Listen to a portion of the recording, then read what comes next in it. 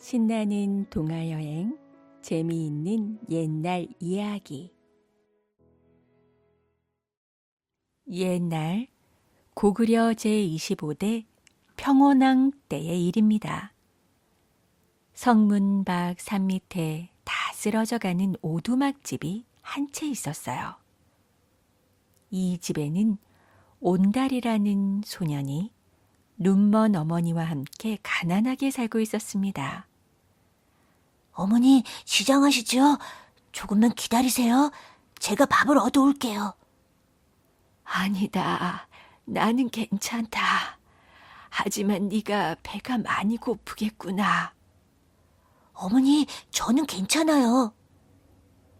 온달은 성 안으로 밥을 얻으러 나갈 채비를 했어요. 어머니, 다녀올게요. 그래, 조심하거라. 네. 성 안으로 밥을 얻으러 가는 온달의 뱃속에서는 쪼르륵 소리가 났어요. 배고파. 우선 물이라도 한 바가지 마셔야겠다. 온달은 물 한 바가지를 떠서 꿀꺽꿀꺽 마셨죠.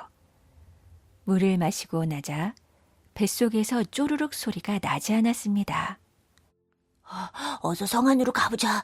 어머니가 얼마나 배고파 하실까?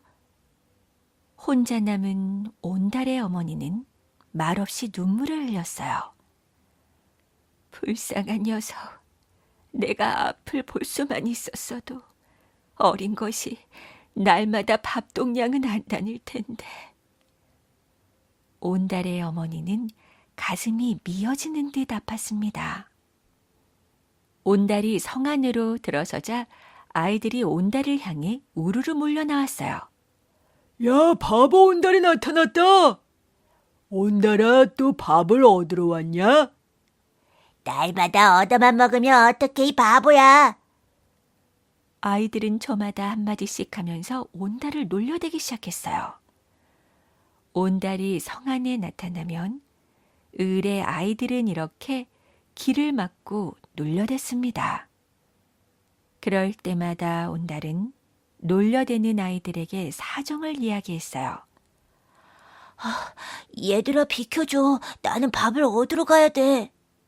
헤, 그냥은 길을 비켜줄 수 없지. 그럼 그렇고 말고. 아이들은 더욱 짓궂게 온달을 붙잡고 놓아주지 않았습니다. 알았어. 다리가랑이 밑을 기어가라는 말이지. 헤, 잘 아는구나. 자, 내 다리가랑이부터 지나가거라. 아이들은 온달의 앞에 다리가랑이를 벌리고 섰어요. 온달은 얼른 엎드려 아이들의 다리가랑이 밑을 기어갔죠. 바보는 어쩔 수가 없다니까. 고구려에서 제일 바보는 바로 저 온달이야.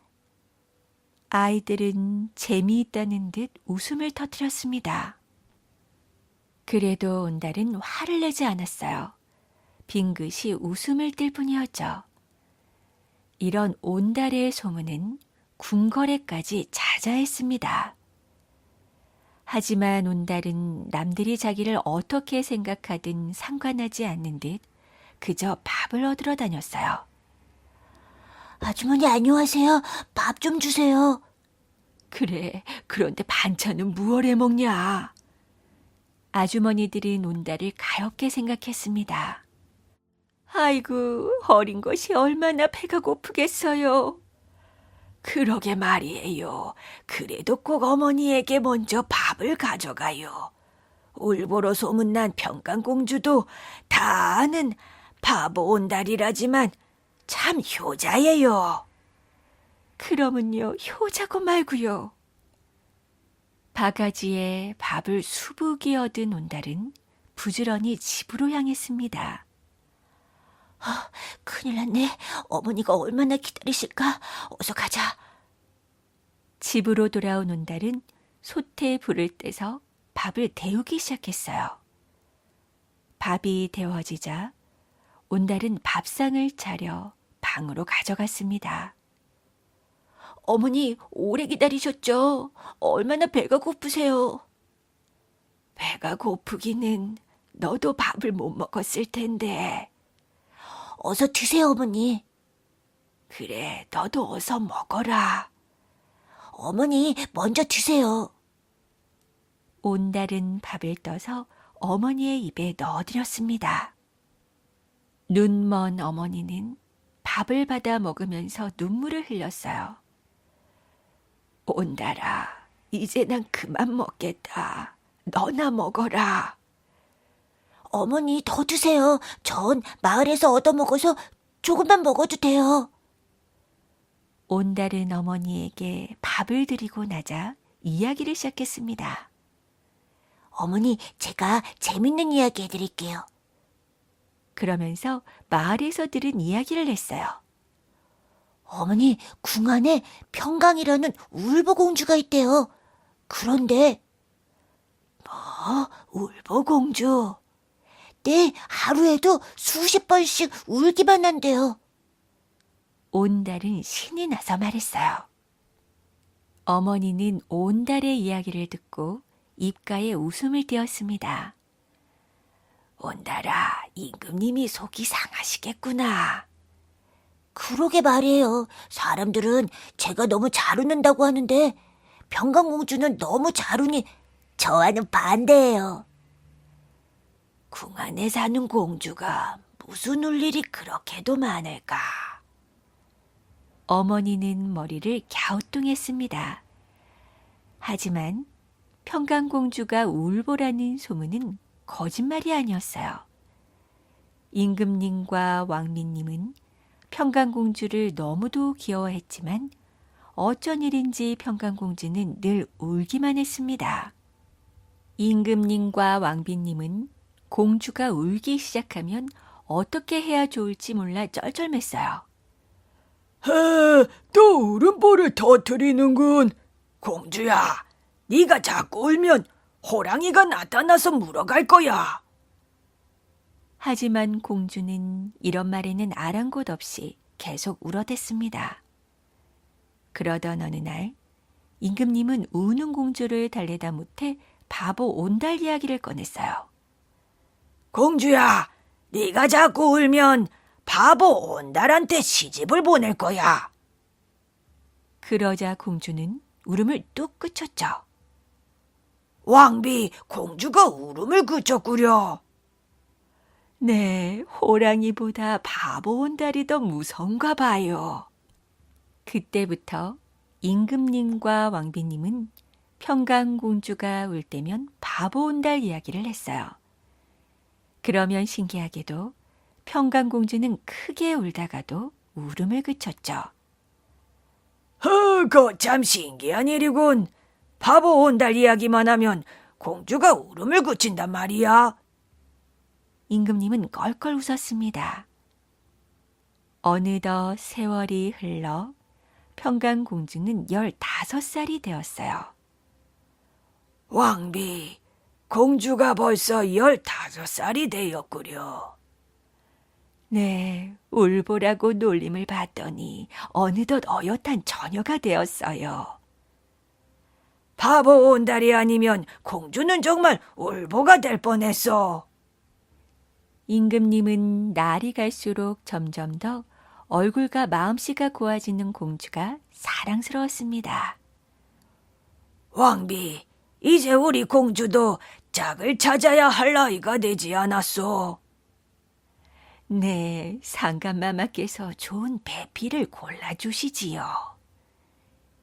임금님은 왕비님과 의논을 했습니다. 그러던 어느 날 임금님은 평강공주를 가까이 불렀어요. 공주야, 이제 너도 시집을 가야 할 나이가 되었구나. 더욱 몸가짐을 바르게 하고 마음의 준비를 하고 있거라. 아바마마, 제 마음속에는 이미 정해놓은 사람이 있습니다. 에? 그게 무슨 말이냐? 정해놓은 사람이 있다니. 임금님은 처음에는 자신의 귀를 의심했어요. 공주야, 다시 한번 말해보아라. 그래, 그게 누구란 말이냐? 아바마마, 제 마음속에 있는 사람은 다름 아닌 온달도령입니다. 뭐, 온달, 바보 온달 말이냐? 임금님은 어이가 없어 할 말을 잃었어요. 한참 뒤 임금님은 다정한 말로 평강공주를 다 일렀죠. 공주야, 그건 안 된다. 아바마마, 제가 어릴 적부터 아바마마는 저를 온달도령에게 시집 보낸다고 하셨지 않습니까? 그건 네 울음을 그치게 하려고 그런 거야. 임금님은 평강공주에게 다시 한번 다짐을 했어요. 공주야, 바보 온달과는 혼인을 할 수 없다. 아바마마, 보잘것없는 백성들도 말을 꺼내면 그대로 지킵니다. 하물며 아바마마는 이 나라의 임금님이시온데 임금님께서 스스로 한 말씀을 지키지 않으시면 어찌하옵니까? 평강공주는 눈물을 흘리며 애원했어요. 아바마마, 저는 아바마마가 온달도령의 이야기를 할 때마다 그분의 이름을 가슴속에 깊이 새겼습니다. 임금님은 더 이상 참지 못하고 화를 내고 말았어요. 듣기 싫다. 나는 바보를 사위로 삼을 수는 없어. 그러자 공주는 왕비님에게 애원을 했어요. 어마마마, 저를 도와주세요. 온달도령의 아내가 되게 해주세요. 하지만 왕비님은 아무 말도 할 수가 없었어요. 임금님은 더 화가 났죠. 괘씸한지고 이제부터 평강공주는 내 딸이 아니다. 바보 온달에게 시집을 가고 싶으면 궁궐에서 떠나거라. 결국 평강공주는 임금님의 노여움을 사서 궁궐에서 쫓겨나게 되었습니다. 어마마마, 안녕히 계십시오. 공주야, 부디 온달도령을 만나 행복하게 잘 살거라. 왕비님과 공주는 눈물로 작별 인사를 했어요. 평강공주는 성 밖의 온달의 집을 찾아 걸음을 옮겼습니다. 성문 근처의 마을에서 재미있게 놀고 있는 아이들에게 다가간 평강공주는 온달의 집이 어디인지 물었어요. 얘들아, 온달도련님의 집이 어디니? 온달도련님? 온달도련님이 누구야? 글쎄, 그때 한 아이가 나서며 말했죠. 바보 온달 말이에요. 바보 온달네 집은 저기 성 밖에 산 밑에 있어요. 그러면서 아이들은 한바탕 웃음을 터뜨렸어요. 헤, 바보 온달을 도련님이래. 평강공주는 성 밖으로 나가 온달의 집을 찾아갔습니다. 온달도련님 계신가요? 평강공주는 조심스럽게 온달을 불렀어요. 누구신가요? 온달이 방문을 열고 나오자 거기에는 웬 아리따운 처녀가 서 있었죠. 저는 온달님의 아내가 되려고 찾아온 평강공주입니다. 평강공주가 온달에게 말했죠. 뭐? 평강공주라고? 말도 안 돼. 그럴 리가 없어. 온달은 자기 앞에 서 있는 처녀가 백년 묵은 여우라고 생각했어요. 이 백년 묵은 여우야, 썩 없어져라. 그러자 평강공주는 울며 말했습니다.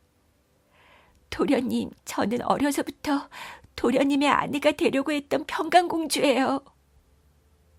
평강공주가 눈물을 흘리며 그동안의 일을 이야기하자 온달은 믿지 않을 수가 없었어요.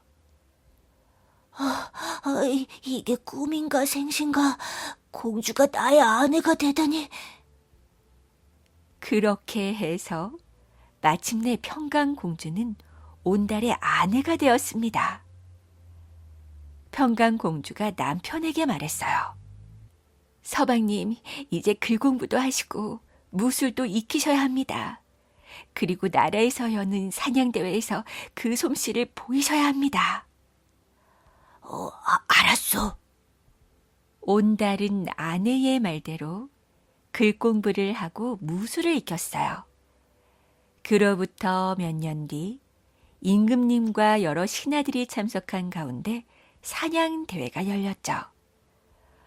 온달은 그동안 갈고 닦은 솜씨로 번개처럼 말을 달리며 사냥을 했습니다. 여봐라, 저 번개 같은 젊은이가 누구냐? 상감마마, 아무도 그가 누구인지 모릅니다. 그래, 그럼 사냥이 끝나면 내게 데려오너라. 네, 상감마마. 이윽고 사냥이 끝났어요. 많은 젊은이들이 구름처럼 모여 사냥을 했지만 이번 대회에서는 온달을 따를 자가 아무도 없었습니다. 온달은 신하를 따라 임금님 앞으로 나갔어요. 그대는 어디에 사는 누구인고? 임금님이 온달에게 물었습니다. 네, 저는 성문 밖에 사는 온달이옵니다. 뭐시? 지금 온달이라고 했느냐? 그대가 정녕 온달이란 말이냐? 네, 제가 평강공주의 남편 온달이옵니다. 온달은 당당하게 대답했어요. 임금님은 고개를 끄덕였습니다. 며칠 뒤 임금님은 노여움을 풀고 온달과 평강공주를 궁으로 불렀어요. 그동안 얼마나 고생들이 많았느냐. 이제 너희들은 내 딸이요, 사위다. 그 뒤 온달과 평강공주는 궁궐에서 정식으로 혼례식을 올렸습니다. 그리고 온달은 당당히 고구려의 장군이 되어 평원왕을 보필하였어요. 세월이 흘러 평원왕은 세상을 떠나고 평강공주의 남동생 영양왕이 왕위를 이었죠. 그런 어느 날 임금님은 온달 장군을 조용히 불렀습니다. 온달 장군, 신라에 빼앗긴 옛 영토를 다시 찾아야겠소. 상감마마, 제가 고구려의 옛 영토를 되찾겠습니다. 고맙소. 온달 장군이라면 고구려의 옛 영토를 꼭 되찾을 수 있을 것이요. 온달 장군은 마침내 수많은 병사들을 이끌고 싸움터로 나갔어요. 고구려 병사들이여, 용감히 싸워 우리의 옛 영토를 다시 찾자. 온달 장군이 큰 소리로 외쳤습니다. 그러자 우레와 같은 함성이 병사들 사이에서 터져 나왔어요. 그리고 드디어 싸움이 시작되었죠. 온달 장군이 가는 곳마다 신라 군들은 힘없이 쓰러졌습니다. 싸움은 너무도 치열했어요. 화살이 비 오듯 쏟아지며 여기저기서 비명소리가 들렸습니다. 바로 그때 화살 하나가 날아와 온달 장군의 이마에 꽂혔어요. 장군님! 온달 장군은 그렇게 끝내 숨을 거두고 말았습니다. 그런데 병사들이 시신을 다른 곳으로 옮기려 했을 때 웬일인지 시신은 꼼짝도 하지 않았어요. 온달 장군의 소식을 들은 평강공주는 너무도 놀라서 싸움터로 달려왔습니다. 서방님, 나라를 위해 목숨을 바치셨군요. 이제 저와 함께 고향으로 돌아가세요. 그제서야 온달 장군의 시신은 움직이기 시작했어요. 그리고 고향의 양지 바른 곳에 묻혔습니다.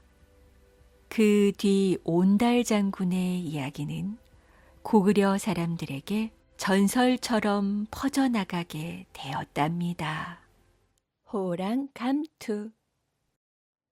옛날 옛적에 갓날 갓적에 한 영감이 살았습니다. 집안에 조상이 많아서 쉴 새 없이 제사를 지냈는데 그때마다 정성을 다해서 음식을 차렸어요. 그런데 어느 날부터 제사를 지낼 때마다 이상한 일이 생겼죠. 제사상 음식이 자꾸만 줄어드는 거예요. 그래서 제사가 끝날 무렵에는 거의 다 없어지고 말았습니다. 처음에는 조상이 와서 먹고 간 것으로만 알고 다음 제사 때는 더 많이 차렸어요. 그런데 많으면 많은 대로 음식은 다 없어지고 말았습니다. 그런데 이게 모두 도깨비들 장난인 줄은 꿈에도 몰랐어요. 이 집이 제사 음식을 많이 차린다는 것을 알고 제삿날만 되면 우르르 몰려와서 실컷 먹고 갔던 겁니다. 그런데 이놈 도깨비들이 보이지 않았던 건 호랑 감투를 썼기 때문이었죠. 호랑이 눈썹과 수염으로 만들었다는 이 감투를 쓰면 신기하게도 사람 눈에 보이지 않았거든요. 그런 까닭을 알 리가 없는 영감이었지만 곰곰이 생각해 보니 아무래도 이상했어요. 조상님은 냄새만 잡수신다는데 설마 차린 음식을 체면도 안 차리고 몽땅 드시고 갈까? 이건 귀신 장난이 틀림없어. 그래서 이번 제사에는 상을 차려놓고 병풍 뒤에 숨어서 지켜보기로 했습니다. 밤이 깊어지니 아니나 다를까 제사상 음식이 싹싹 없어지기 시작하는 거예요. 눈에 보이지는 않지만 뭔가 꿀떡꿀떡, 꿀꺽꿀꺽 먹고 마시는 소리가 들려왔죠. 애기 이놈들아! 영감은 병풍 뒤에서 뛰쳐나와 몽둥이를 마구 휘둘렀습니다. 도깨비들이 깜짝 놀라 사방으로 도망치는데 도깨비 하나가 몽둥이에 맞는 바람에 쓰고 있던 감투가 벗겨지고 말았어요. 감투가 벗겨졌으니 몽둥이가 다 드러날 수밖에요. 역시 이놈들 짓이었구나. 놀란 도깨비는 감투 챙길 겨를도 없이 다리야 날 살려라 도망을 갔죠. 영감은 도깨비가 두고 간 호랑 감투를 마누라 앞에서 한번 써보았어요. 그러자 마누라가 깜짝 놀랐죠. 아니, 이 영감이 갑자기 어디로 갔나? 감투를 벗으니까 그제야 아이고, 영감 여기 있었구려.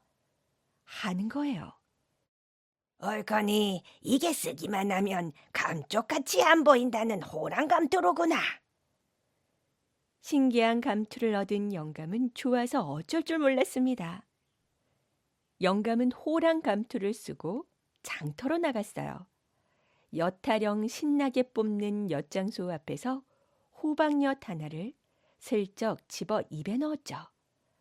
그런데 누구 하나 알아보는 사람이 없었어요. 여기저기 돌아다니며 제멋대로 훔쳐 먹어도 누구 하나 몰랐습니다. 이 감투만 쓰면 마음 놓고 도둑질을 할 수 있으렸다. 영감은 도둑질할 꿈으로 신이 났죠. 다음 날부터 영감은 호랑 감투를 쓰고 도둑질하러 다녔어요. 가게를 돌면서 돈도 훔치고 값 나가는 물건도 훔쳤죠. 가게 주인들은 난리가 났습니다. 눈앞에서 돈이고 물건이고 마구 없어지는데 도둑이 꽁무니도 안 보이니 기가 막힐 노릇이었어요. 날이면 날마다 도둑질을 하다 보니 집안에는 돈이며 값 나가는 물건이 산더미처럼 쌓였습니다. 호랑 감투 덕에 벼락부자가 된 거였어요.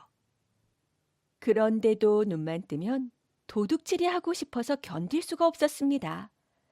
궁둥이가 들썩들썩, 손바닥이 근질근질. 장이 서는 날이면 벼락같이 장터로 달려갔어요. 도둑질을 실컷 하다 보니 배가 고파졌습니다.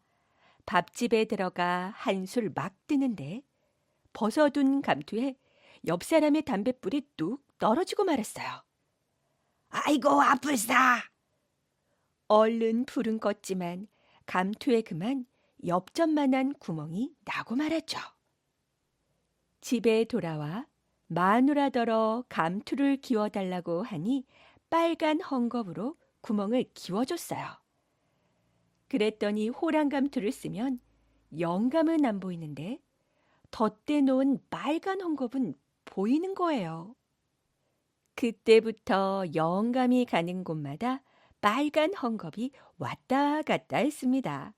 마을에는 빨간 헝겊만 나타나면 도둑이 든다는 소문이 돌았어요. 영감이 그걸 알 턱이 있나 여느 때처럼 도둑질하러 한 가게에 들어갔는데 그만 가게 주인이 폴폴 날아들어오는 빨간 헝겊을 보고 말았죠. 어라, 이게 바로 그 빨간 헝겊이로구만. 어디 맛 좀 봐라. 가게 주인이 곰방대로 빨간 헝겊을 탁 내려쳤습니다. 그러자 호랑 감투가 벗겨져 영감 모습이 홀라당 드러나고 말았어요. 내 이놈, 이제야 잡았구나. 영감은 흠씬 두들겨 맞고 마을에서 쫓겨났습니다. 가게 주인은 호랑 감투도 태워버렸어요. 아이고, 내 감투, 아이고, 내 감투. 영감은 타버린 호랑 감투가 아까워서 엉엉 울었답니다. 그림 속으로 들어간 사람들. 옛날 어느 옛날 해가 뉘엿뉘엿 질 무렵이었어요. 한 길손이 큰 기와집을 찾아들었죠. 하룻밤 묵어가게 해주시오. 길손은 점잖게 주인의 허락을 청하였습니다. 그러시구려. 사랑방으로 두십시오. 주인은 친절하게 청을 들어주었습니다. 사랑방에는 마을 사람들이 모여서 놀고 있는 중이었어요. 그런데 길손이 방 안으로 들어가자 사람들은 얼굴을 찌푸렸습니다. 아이고, 구린내야. 그가 참 지독한 발구린내군. 사람들은 모두 수군거렸어요. 하루 종일 길을 걸었더니 냄새가 나는가 보구려. 이것도 인연이니 이해해 주십시오. 길손은 태연이 대꾸했습니다. 차려온 저녁밥을 허겁지겁 먹어치운 길손은 곧 코를 골기 시작했어요. 코 고는 소리 때문에 사람들은 이야기도 못할 지경이었죠. 이거 안 되겠군. 발구린내의 코 고는 소리 때문에 도저히 못 견디겠어. 저 사람을 깨워서 시짓기 놀이를 하세. 못 지으면 내쫓기로 하고 말이야. 그렇게 사람들은 의논해서 길손을 깨웠어요. 여보시오, 나그네.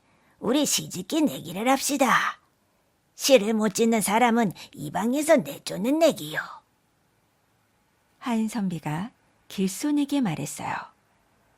그런 후 한 사람씩 시를 짓고 읊기 시작했죠. 이윽고 길손의 차례가 되었습니다. 길손은 베고 있던 괴나리 보찜을 풀었어요. 보찜 속에서 종이와 붓, 벼루와 먹이 나왔습니다. 나는 그림쟁이라오. 선비들이 읊은 멋진 시를 그림으로 그려보리다.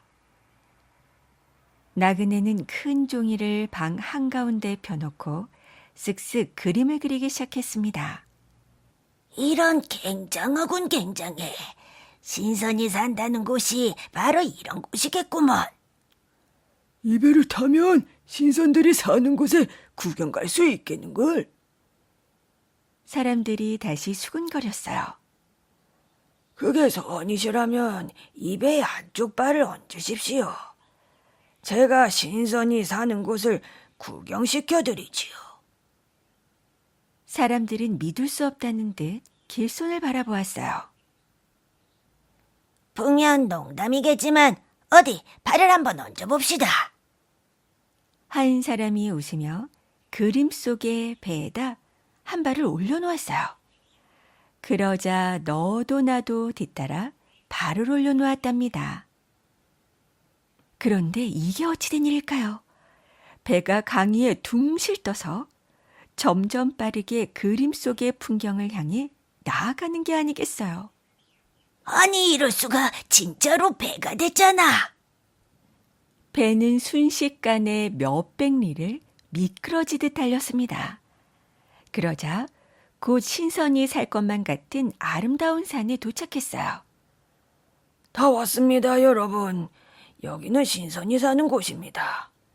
저 복숭아는 한 개만 먹어도 천년을 사는 천도복숭아지요.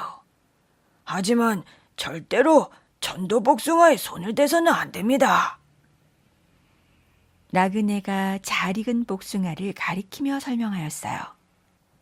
사람들은 천도 복숭아를 보고 침을 꼴깍꼴깍 삼켰습니다. 하나만 먹어도 천년을 산다는 천도 복숭아가 탐이나 견딜 수가 없었어요.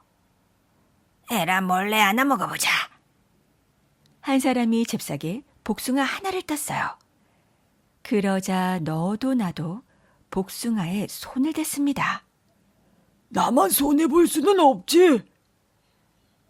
사람들은 천년을 살고 싶은 욕심에 너도 나도 이런 생각을 했어요. 한편 길소는 신선이 사는 이곳저곳을 두루 구경시켜 주었습니다. 나무 그늘에서 바둑을 두고 있는 신선도 볼 수 있었어요. 구름을 타고 어디론가 떠나는 신선도 볼 수 있었죠. 천도 복숭아를 먹고 몇만 년을 산 신선들이라 허연 수염이 발끝까지 닿아 있었습니다. 아, 이런 곳에서 1년만 살아도 원이 없겠구만. 사람들은 모두 감탄하였습니다. 자, 이제 떠날 시간입니다. 늦으면 배를 놓치니 빨리 서두르십시오. 길손이 말했어요. 사람들은 우르르 달려가 배에 올랐죠. 혹시 천도복숭아에 손을 댄 분은 없겠지요? 길손이 걱정스럽다는 듯이 물었습니다. 암 없지요. 사람들은 가슴이 찔리긴 했지만 애써 태연하게 대답했어요. 배가 강 가운데로 나왔을 때였습니다.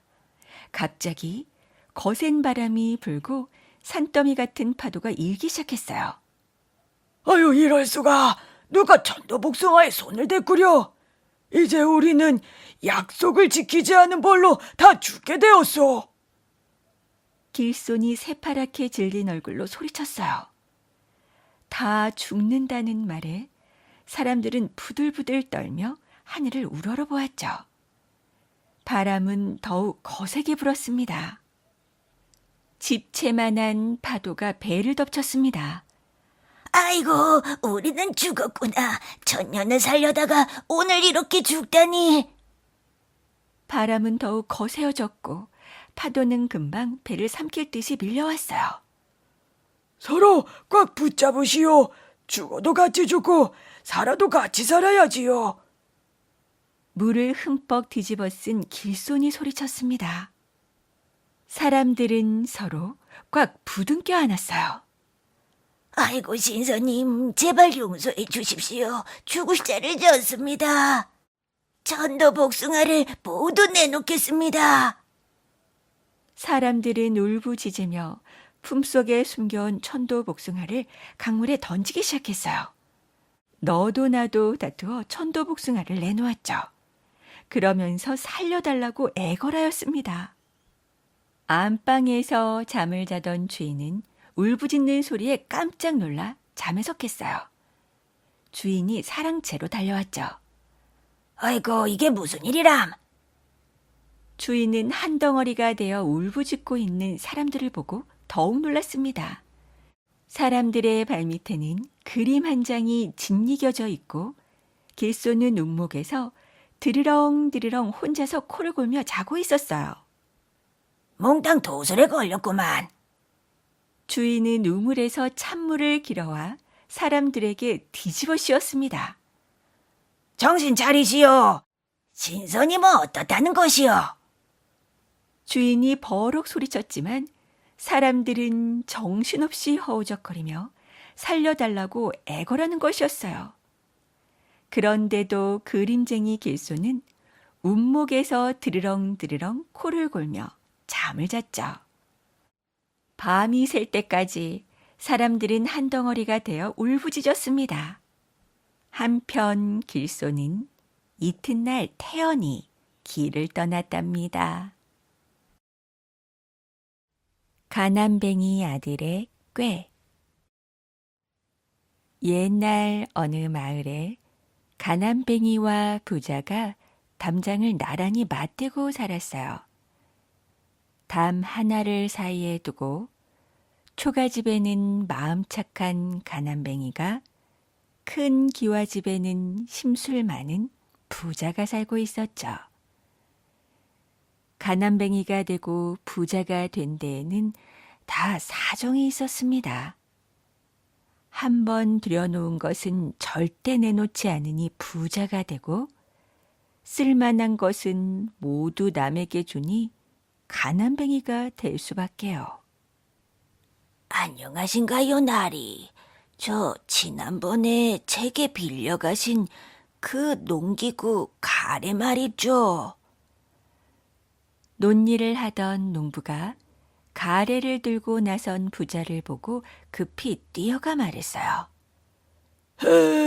이걸 내놓으란 얘기로다. 어림도 없네.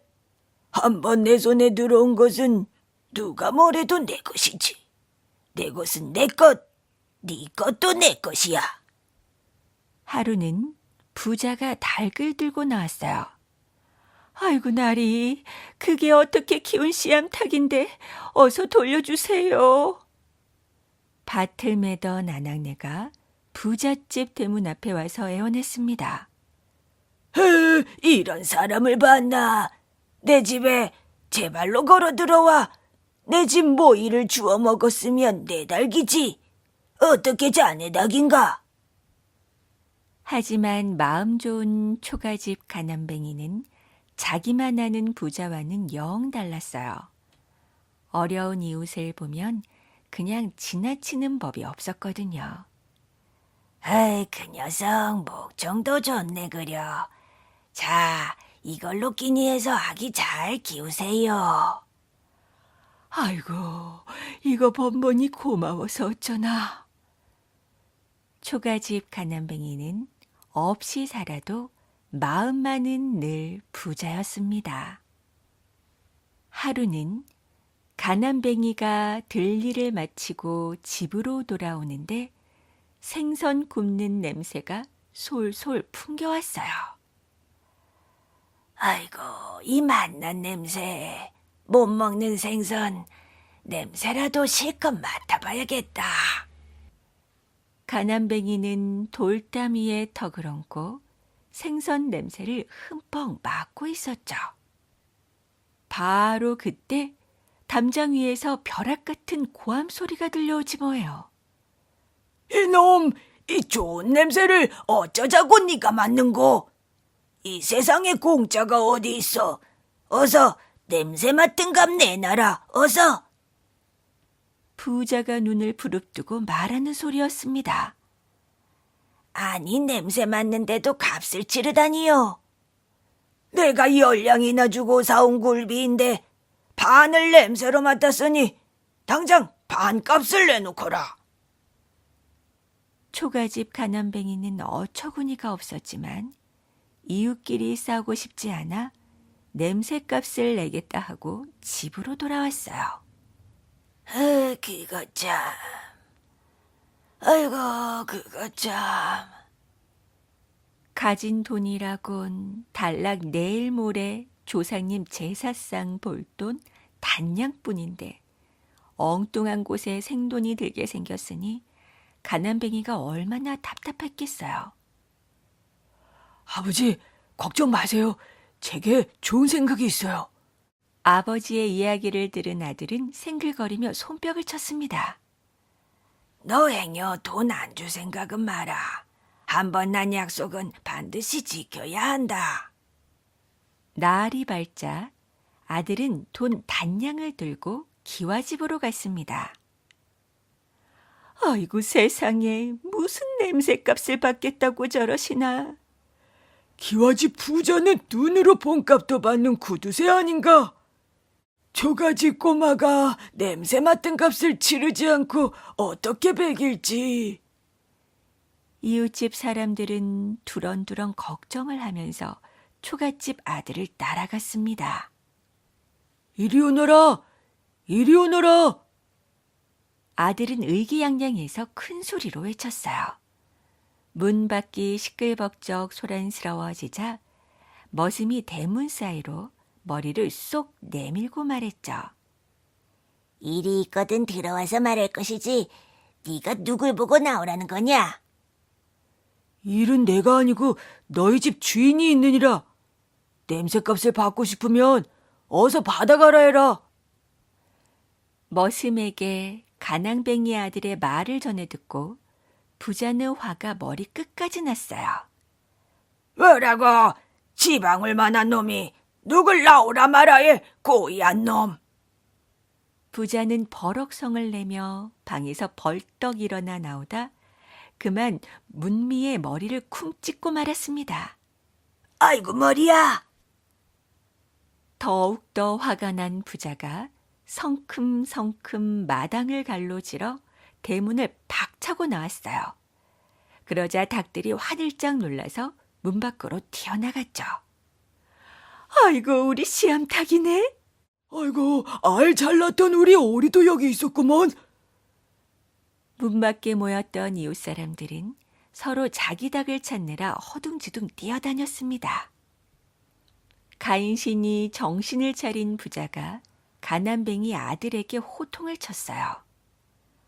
이게 무슨 소란이냐? 내급 냄새값이나 이리다오.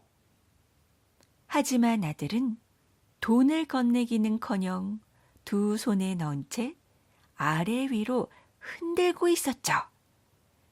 짤그랑 짤그랑 엽전이 서로 부딪히며 소리가 울려 퍼졌습니다. 나리 돈소리 잘 들으셨죠? 그럼 전 이만 갑니다. 가난뱅이 아들이 그냥 몸을 돌려 돌아가려고 했어요. 그러자 부자가 화를 버럭 냈죠. 어른을 놀리는 이런 고얀 놈을 봤나? 돈을 가지고 왔으면 냉큼 내놓지 않고 웬 장난질이냐? 아들은 다시 돌아서더니 또박또박 말했습니다. 제 돈소리를 들으셨으면 소리 들은 값을 먼저 내셔야죠. 우리 아버지가 구경도 못한 생선의 냄새 맡은 값을 내야 한다면 나리께서도 소리 들은 값을 내는 게 도리가 아닐런지요. 그 소리 값을 받아 냄새 값을 갚아드리겠습니다. 어느새 와글와글 모여든 마을 사람들은 가난뱅이 아들의 말에 맞장구를 쳤어요. 아이고, 그 말이 맞네 맞아. 겸연쩍어진 기와집 부자는 입맛만 쩍쩍 다시다가 집 안으로 슬그머니 들어가 버렸습니다. 그래서 영리한 아들을 둔 착한 가난뱅이는 무사히 조상님 제사를 지낼 수 있었답니다. 구멍난 도깨비 옷. 옛날 한 나무꾼이 산에 나무를 하러 갔어요. 한참 나무를 하는데 후두둑 후두둑 비가 쏟아졌죠. 아이고 갑자기 웬비람. 나무꾼은 비를 피해 정신없이 달려갔습니다. 한참을 달린 나무꾼은 빈집 하나를 발견했어요. 나무꾼은 빈집에 들어가 비가 그치기를 기다렸죠. 그러다 그만 깜빡 졸기 시작했습니다.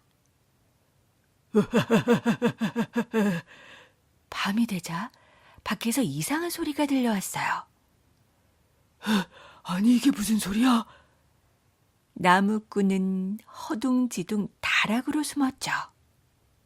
나무꾼이 몰래 문틈으로 보니 도깨비들이 우르르 방 안으로 들어오는 거예요. 아이시고 저이시고 신나게 놀아보세. 도깨비들은 시끌벅적하게 놀았습니다. 그렇게 밤새도록 놀다가 동틀 무렵에 사라졌죠. 아이고 이제 살았다. 나무꾼은 그제야 다락에서 내려왔어요. 그런데 방바닥에 옷 하나가 떨어져 있었습니다. 아니 아직 쓸만한 옷을 두고 갔네. 나무꾼은 도깨비 옷을 나무찜 위에 얹고 산을 내려왔어요. 나무꾼은 집에 오자마자 도깨비 옷을 입어보았습니다. 그러다 너무 놀라 뒤로 벌러덩 넘어질 뻔했지 뭐예요. 아니 이럴 수가. 내 몸이 어디 간 거야? 도깨비 옷을 입으면 자기 모습이 없어졌다, 벗으면 다시 나타나는 거였죠. 입으면 없어졌다, 벗으면 나타났다. 또다시 입으면 없어졌다, 벗으면 나타났다. 나무꾼은 신이 나서 밖으로 나갔습니다. 도깨비 옷만 있으면 무슨 일이든 다 할 수 있다는 생각이었거든요. 자, 어디부터 가볼까? 나무꾼은 동네에서 이름난 부잣집으로 갔어요. 안방도 기웃, 사랑방도 기웃, 이리 기웃, 저리 기웃. 욕심이 생긴 나무꾼은 돈꾸러미를 들고 달아났습니다. 이제부터 나는 부자야. 다음 날 나무꾼은 쌀을 훔치고, 그 다음 날은 생선을 훔치고, 또 다음 날은 신발을 훔치고, 또 그 다음 날은 비단을 훔쳤어요. 나무꾼은 이제 모든 물건이 자기 것으로 보였죠. 여보, 이제 우리는 부자요, 부자. 나무꾼은 산더미처럼 쌓인 돈을 보며 기뻐했어요. 이리 보면 돈, 저리 보면 쌀, 앞을 보면 신발, 뒤를 보면 비단. 집안에 온갖 귀한 물건들이 그득그득 쌓였죠. 그러던 어느 날 나무꾼이 이번에는 대장간을 기웃거렸습니다. 어디 보자. 여기에서는 뭘 가져간다. 그때 그만 도깨비 옷에 불똥이 튀고 말았어요. 아유, 뜨거워. 불이야, 불. 이리 뛰고 저리 뛰고 앞으로 갔다 뒤로 갔다 나무꾼은 호들갑을 떨며 불을 껐습니다. 하지만 이미 도깨비 옷에는 구멍이 나고 말았죠. 다음 날 마을 사람들은 깜짝 놀랐어요. 빨간 헝겊이 이 집 저 집 둥둥 떠다녔거든요. 나무꾼이 옷에 난 구멍을 빨간 헝겊으로 기워서 그랬던 거예요. 엥, 웬 헝겊 조각이야? 사람들은 수상한 헝겊을 잡으러 모두 모여들기 시작했습니다. 나무꾼은 그런 줄도 모르고 그릇 가게로 들어갔어요. 바로 그때 마을 사람들은 우르르 몰려들어 빨간 헝겊을 잡았죠. 내 놈이 요사이 물건을 훔쳐간 도둑놈이구나. 어딜 도망가려고 이놈, 이 도둑놈아! 사람들은 나무꾼을 흠씬 두들겨 주었습니다. 아이고, 잘못했습니다. 잘못했어요. 나무꾼은 마을 사람들에게 혼쭐이 나고 엉금엉금 집까지 기어갔답니다. 꽁지 닷발, 주둥이 닷발. 옛날하고도 아주 먼 옛날, 어느 산골에 홀어머니와 아들이 살고 있었어요. 어머니와 아들은 비록 가난했지만 서로를 끔찍히 위하면서 오순도순 정답게 살았죠. 그런데 하루는 아들이 산에서 나무를 해가지고 집에 돌아와 보니 어머니가 보이지 않았어요. 안방에도 부엌에도 헛간에도 뒷뜰에도 아무리 찾아봐도 어머니가 없는 거예요. 그래서 이웃집 아주머니한테 가서 물었습니다. 아주머니, 혹시 우리 어머니 못 보셨나요? 아이고, 어디 갔다 이제 오냐? 공지다빨, 주둥이다빨 되는 아주 커다란 새 2마리가 네 어머니를 잡아갔단다. 네, 뭐라고요? 깜짝 놀란 아들은 마음을 단단히 먹고 어머니를 찾아 나섰습니다. 한참을 가다가 길가 논에서 모를 심고 있는 아저씨 한 분을 보았어요. 아저씨, 꽁지다빨, 주둥이다빨 커다란 새가 우리 어머니 잡아가는 거 못 보셨나요? 이 논에다가 뭐를 다 심어주면 가르쳐주지. 그래서 아들은 팔다리를 걷어붙이고 모를 다 심어주었어요. 그러자 아저씨가 볏짚 태운 재를 주면서 말했습니다. 저기 저 바위고개 너머로 날아가더라. 겨우겨우 고개를 넘어 여러 달을 가니 이번엔 고추밭이 보였어요. 마침 할아버지 한 분이 고추밭을 메고 있었죠. 할아버지, 꽁지다빨, 주둥이다빨 커다란 새가 우리 어머니 잡아가는 거 못 보셨나요? 이 고추밭을 다 매주면 가르쳐주마. 그래서 아들은 땀을 뻘뻘 흘리며 고추밭을 전부 매주었습니다. 그제야 할아버지가 고춧가루 한 봉지를 주면서 말했어요. 저기 저 가시나무 숲 위로 날아가더라. 가까스로 가시나무 숲을 헤치고 얼마쯤 가니 다람쥐 한 마리가 이리 쪼르르 저리 쪼르르 다니면서 도토리를 줍고 있었어요. 다람쥐야, 꽁지다빨, 주둥이다빨 되는 커다란 새가 우리 어머니 잡아가는 거 혹시 못 봤니? 도토리 한 바가지만 주워다 주면 가르쳐 줄게. 그래서 아들은 부지런히 도토리를 주어서 한 바가지 가져다 주었습니다. 그러자 다람쥐가 독고마리를 한 움큼 주면서 말했어요. 이너머 찍, 저너머 찍. 다람쥐가 일러준 쪽으로 또 한참을 가다 보니 까치 한 마리가 이 나무 저 나무로 훌쩍훌쩍 날아다니며 벌레를 잡아먹고 있었죠. 가치야, 꽁지다빨, 주둥이다빨 커다란 새가 우리 어머니 잡아가는 거 혹시 못 봤니? 맛있는 벌레 한 소쿠리만 잡아다 주면 내가 가르쳐 줄게. 그래서 아들은 맛있는 벌레를 한 소쿠리 그득 잡아 주었어요. 그러자 까치가 말라 죽은 작은 나뭇가지 한 단을 주면서 말을 했죠. 이너머 깍, 저너머 깍. 까치가 일러준 쪽으로 또 한참을 가니 큼지막한 바위굴이 하나 나왔습니다. 그런데 굴 입구가 온통 새 발톱에 긁힌 자국투성이었어요. 그래, 옳거니 여기가 바로 공지다빨, 주둥이다빨 커다란 새가 사는 집이로구나. 아들은 발 뒤꿈치를 들고는 살금살금 바위굴 속으로 들어갔습니다. 동그라는 겉보기와는 달리 아주 널찍했어요.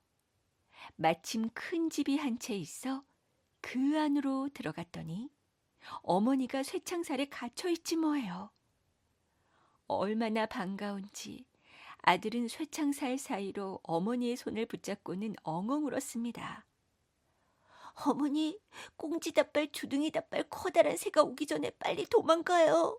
나도 그러고 싶지만 이 쇠창살은 그 못된 새들이 죽기 전에는 절대 안 열린단다.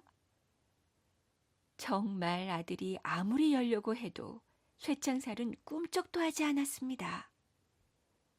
여러 궁리 끝에 아들은 모 심던 아저씨가 준 재는 방에다가 훌훌 뿌리고 고추밭 매던 할아버지가 준 고춧가루는 마당에다 솔솔 뿌렸어요. 또 다람쥐가 준 독고마리는 부엌에다 뿌리고 까치가 준 나뭇가지는 아궁이에다 넣어놓았죠. 그러고 나서 아들은 벽장 속에 꼭꼭 숨었습니다. 날이 어두워지자 꽁지닷밭, 주둥이닷발 커다란 새 2마리가 동굴 속으로 돌아왔어요. 어라, 어디서 사내 아이 냄새가 나는걸? 정말이네. 2마리 새들은 여기저기를 다 뒤져보았지만 꼭꼭 숨어있는 아들을 찾아내지는 못했습니다. 오늘 우리가 너무 피곤해서 엉뚱한 냄새를 맡았나 보군. 그래, 맞아. 피곤한데 얼른 잠이나 자자고. 새들이 방에 들어와 벌렁 누우니 제가 풀풀 일어났어요. 옳고 매캐라. 마당에 나가서 자자. 마당에 나가 누우니 이번에는 고춧가루 냄새가 코를 찔렀죠. 아치, 아이고 매워. 안 되겠다. 부엌에 가서 자자. 그런데 부엌에 들어가 누우니 이번엔 독고마리가 등을 콕콕 찔러대는 거였어요. 아이고, 따가워. 도저히 안 되겠네. 차라리 가마솥에 들어가 자자. 새 2마리가 가마솥으로 들어가자 숨어서 지켜보던 아들이 슬금슬금 벽장에서 기어나왔죠. 그러고는 큼직한 바위를 집어다가 솥뚜껑 위에 눌러놓고는 아궁이에 불을 떼기 시작했습니다. 타다다 타다다. 처음에는 솥 속에서 이런 소리가 들렸어요. 아유, 참 따뜻하다. 그러게 따뜻하고 좋다. 하지만 웬걸 아들이 계속 불을 떼니 솥 속에서 우당탕 난리가 났습니다.